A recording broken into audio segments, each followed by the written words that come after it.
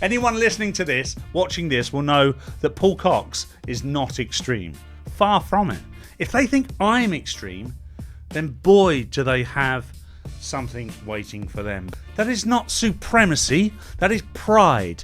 That is not nationalistic rage, that is patriotism. We believe in England, we believe in Great Britain. Anti-Semitism is just one symptom of a massive problem. And whether I like it, you like it, they like it, what I said about an Islamist or a Muslim attack, because all Islamists are Muslims and they don't seem to be policing themselves, we will see another one. It will come within the next month. And the Greens are fully behind the anti-Semites. They will tell you they're not, but that is part of their core voter base. Hello, it's Paul Cox here, and today I want to talk to you about anti-Semitism. Not the long, horrific and harrowing history of anti-Semitism, but contemporary anti-Semitism which has grip of the UK today.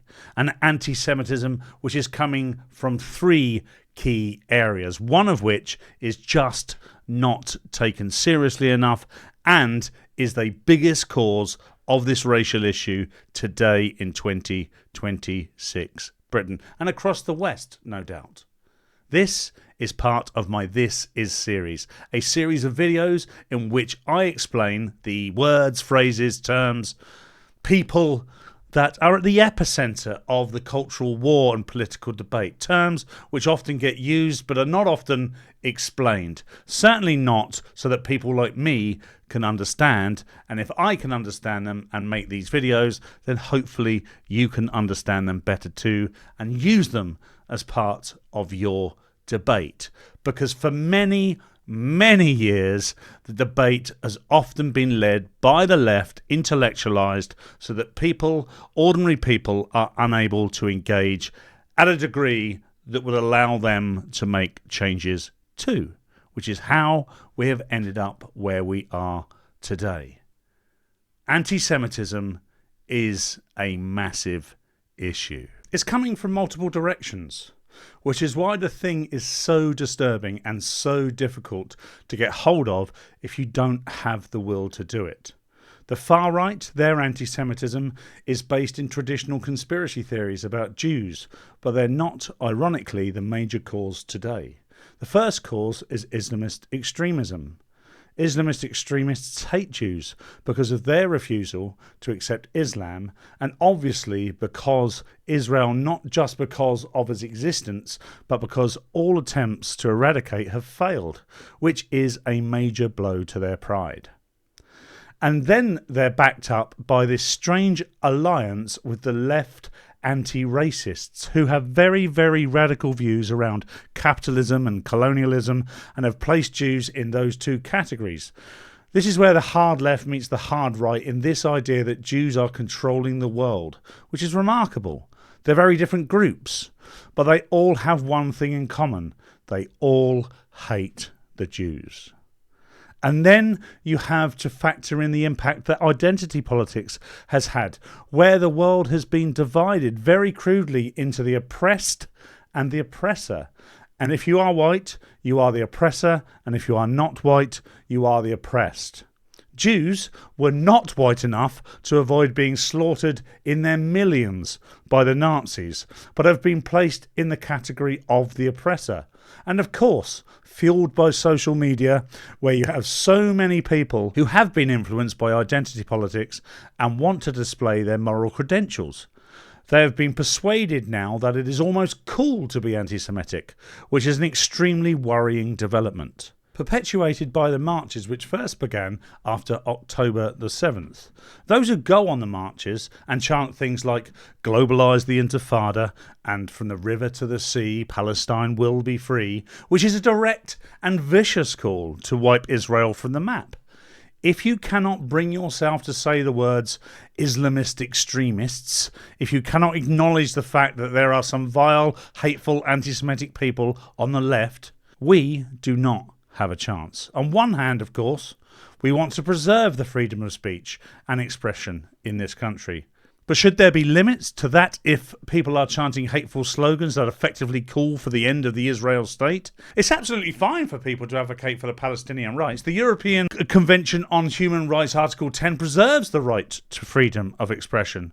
But what people never seem to mention is that the article says that those rights do not apply when you use them to trample all over somebody else's rights.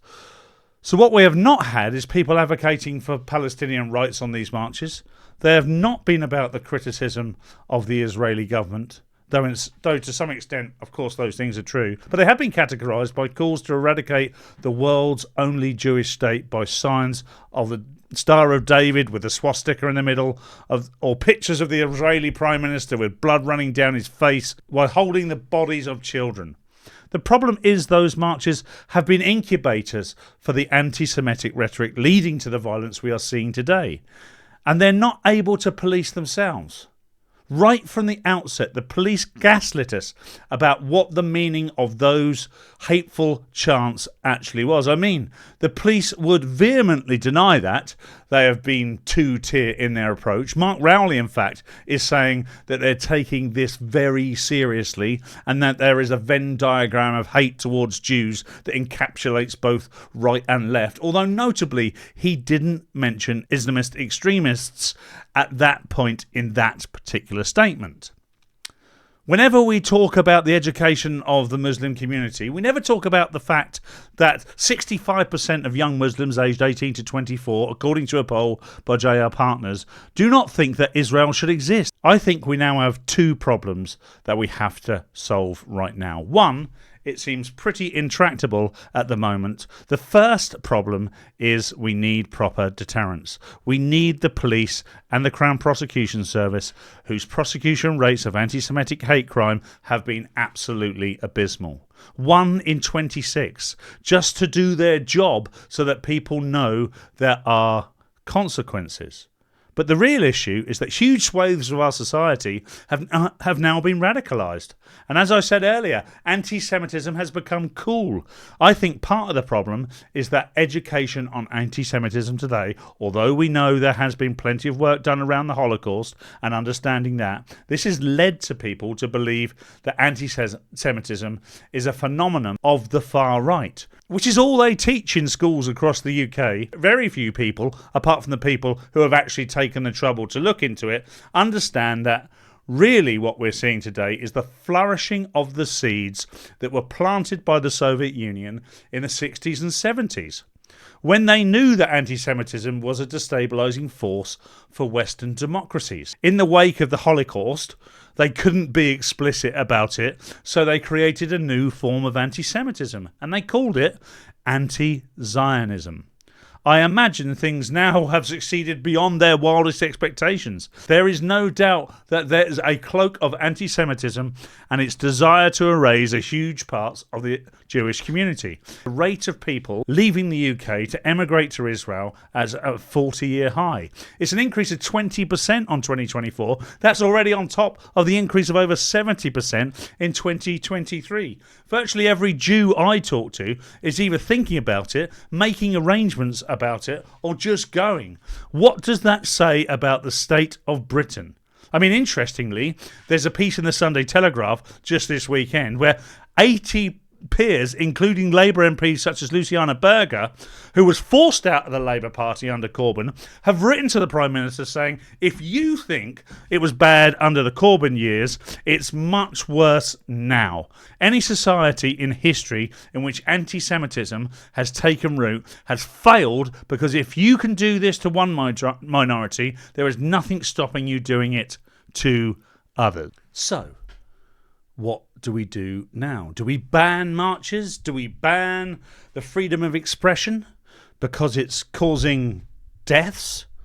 Well, maybe. I mean, and I am a free speech advocate, somebody who believes in protest, believes in the freedom of expression. So to ban that would be to go against my own intuition, which I find incredibly challenging.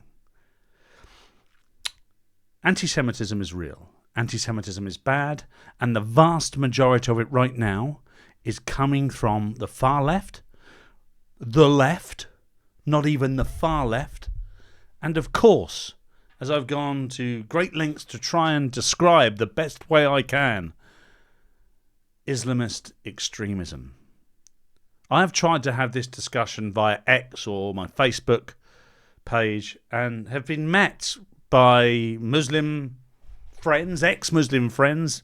I mean, they've disowned me, I haven't disowned them, because I am raising this issue in a way that people don't like. And that way is direct and honest. I said this just last week. In the UK, within the next month, a person of the Muslim faith will attack one of two groups. A, Jewish people. B, British people.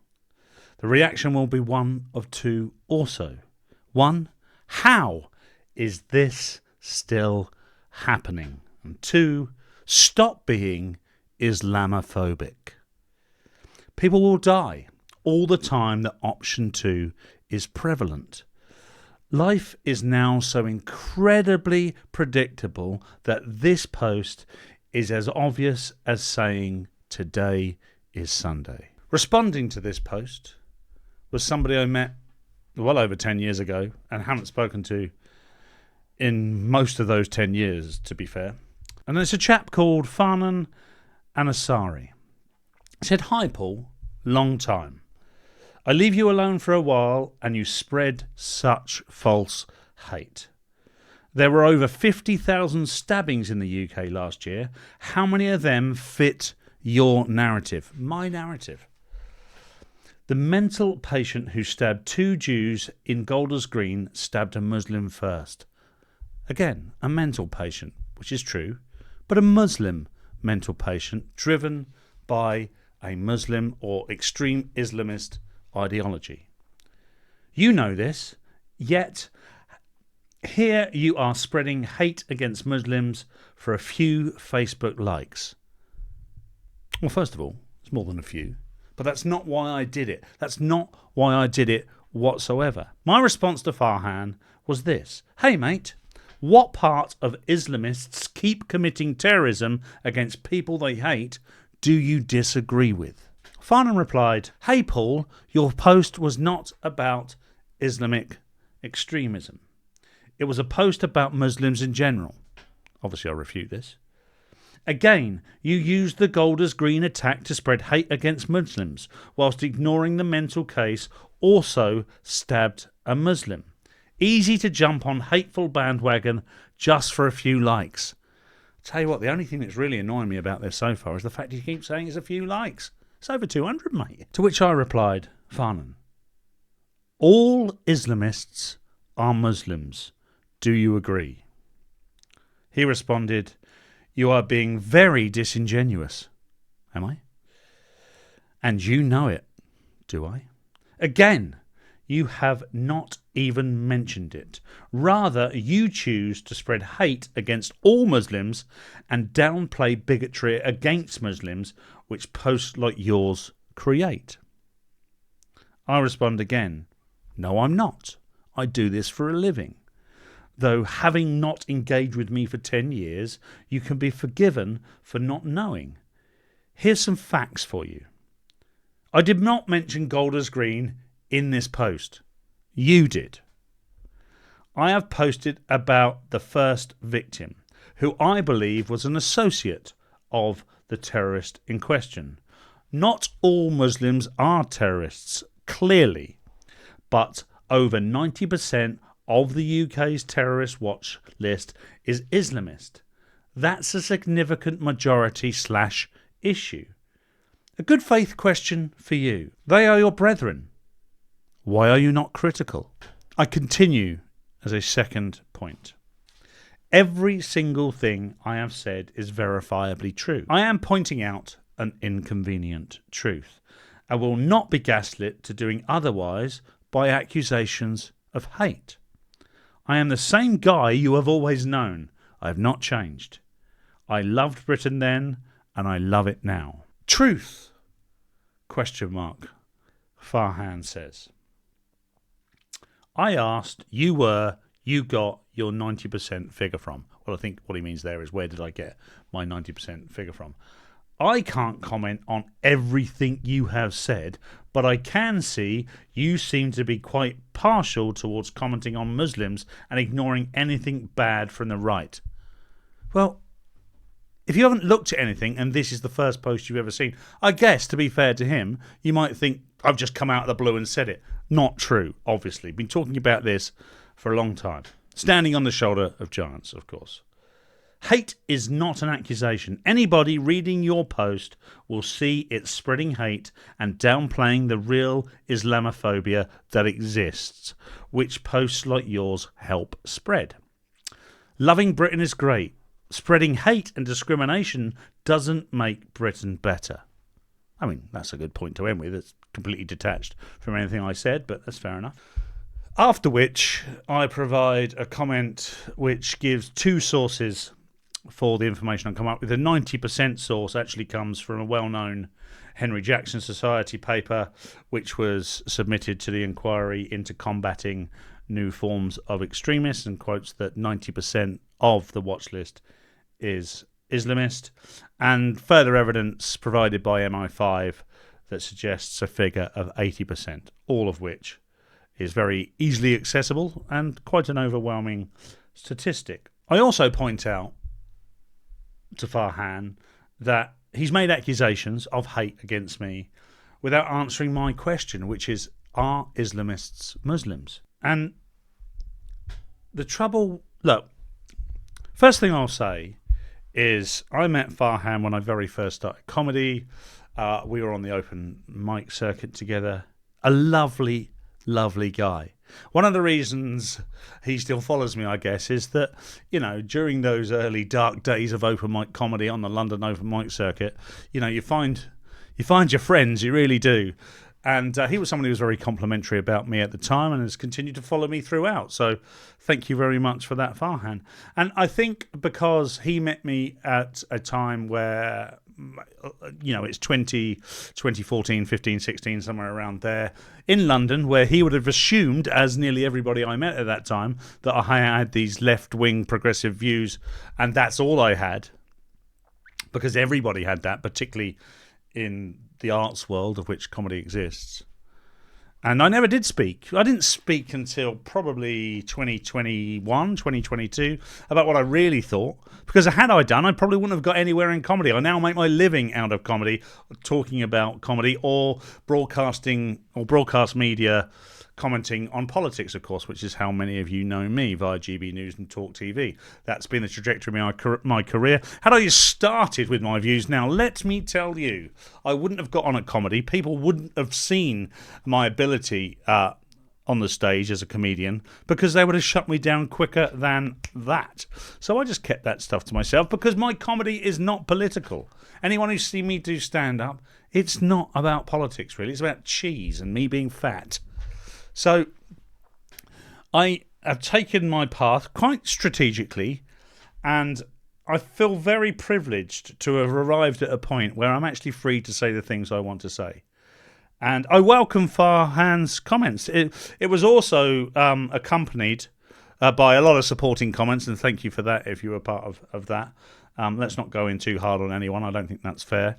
However, there was one other accompanying comment. There's someone else who said they'd been following me as a fan for 10 years, and now, because of my political views, they're starting to question.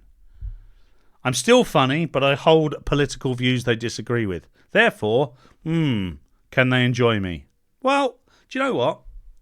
And they went out of their way, actually, to point out that I could be considered extreme. I'm not extreme. Anyone listening to this, watching this, will know that Paul Cox is not extreme. Far from it. If they think I'm extreme, then boy, do they have something waiting for them. Because what we are at the beginning of with this popular right rising is much, much more direct and honest than even I am being. And it cuts right down to the bone with regards to what people consider to be British values and what they will and will not accept. And if you are going to create sides and division, which the left have done, oppressor versus the oppressed, inevitably we are going to create sides too when we look at it. And if we find you on the sympathetic side towards Jew hate, white hate, British hate by proxy, then of course we're not going to look favourably on it. One thing which the left have done so many times is attack, cancel, in some cases, kill. We're not going to do that, but we aren't going to stand back. And here's what I would say to Farhan, you've not seen me for 10 years, and anybody else who has chanced upon me and has known me for a long time. This has been an organic growth to this point. I am not radicalised. I am not filled with hate. I am filled with passion. I am filled with pride. And to my mind, I know what is good for this country based on my 46 years in this country and what I've seen. I feel very fortunate enough to be able to speak freely, and I will continue to speak freely, and I will not be gaslit into saying things that people want me to say because that's how they want me. All I will say to that is very politely, fuck off. Anti-Semitism is a huge part, okay? And what I said earlier about when it's able to take seed and flourish the way it has done, then that will be extrapolated out and you will see other minority groups and not so minority groups attacked endlessly too until they get what they want. This, ladies and gentlemen, is Britain. Britain belongs to the British. We have values. We share values. Come and enjoy our countryside. Come and enjoy our values. Come and enjoy our culture. But do it in a way that is complementary to our culture and our values. Because if you keep going against it, we will rebel. You might think that we're bigoted gammons who can't do anything. Well, it's these bigoted gammons and their ancestors that have made these isles great and will continue to do so. That is not supremacy, that is pride. That is not nationalistic rage, that is patriotism. We believe in England, we believe in Great Britain. You might be Welsh, Scottish, Northern Irish, good on you. You are free to celebrate your country in a way that the English are not. So I am surprised every time when I see the Welsh or the Scottish having a pop at the English, when if we did the same to you, you'd easily defend it and say, well, hang on a minute. You're the oppressor. Well, let me tell you something. We are fighting back. We are fighting back because we care, because we love the safety of these isles and we want to protect it at all cost. Many people will argue that is long gone now. Long gone. Anti-Semitism is just one symptom of a massive problem. And whether I like it, you like it, they like it, what I said about an Islamist or a Muslim attack, because all Islamists are Muslims and they don't seem to be policing themselves, we will see another one. It will come within the next month. If it doesn't come within the next month, it will come within 6 weeks or 2 months. But it will come. Bookmark it. It's coming. And those two reactions will be the same. How is this happening again? Or, oh my God, don't be Islamophobic. Anti-Semitism is a much, much greater issue than Islamophobia. And I am creating this video before the May the 7th local elections. So I have no idea what those results will be. But I do know that we will see massive gains for the Greens. And the Greens are fully behind the anti-Semites. They will tell you they're not, but that is part of their core voter base. So we have a political party that supports anti-Semitism and will go on TV and at any point gaslight the rest of the world into believing that anti-Semitism doesn't exist in the way that I have described it, because it doesn't suit them for that to be the case. They are in so deep. Zach Polanski is in so deep. Zach Polanski supporters are in so deep that to admit it now would mean the complete and utter destruction of their ideals. Restore, reform, the Conservative Party on the right. We'll see gains through reform. Obviously not restore, they're only standing in Great Yarmouth in Norfolk, and the Conservatives are likely to take an absolute kicking. But wherever you sit on the right, any one of those parties, You either come together at some point and find some common ground, or Zach Polanski, the Greens, Labour and the Lib Dems will take over, and they will take over your life.